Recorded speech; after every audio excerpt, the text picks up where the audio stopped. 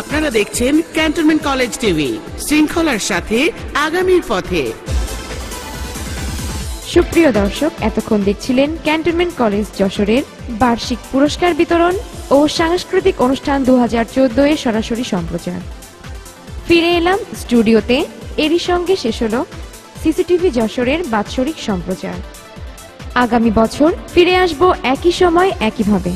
ততদিন আমাদের জন্য অপেক্ষা করুন। ভালো থাকুন, সুস্থ থাকুন। আল্লাহ হাফেজ।